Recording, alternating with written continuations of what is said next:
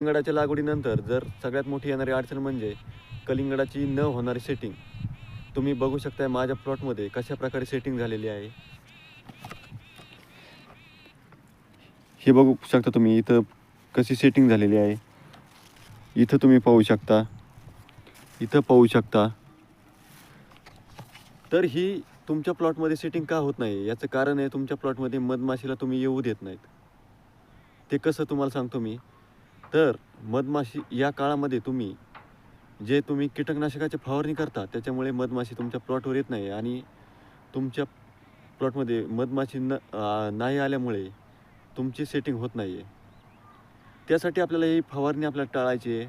Gas poison असलेली फवारणी आपल्याला टाळायची आहे. मधमाशीला अपाय होणारी फवारणी आपल्याला टाळायची आहे. तर हे तुम्ही काळजी घेतली तरच आपल्या प्लॉटमध्ये मधमाशी येणार आहे आणि आपल्या प्लॉटमध्ये चांगल्या प्रकारे सेटिंग होणार आहे.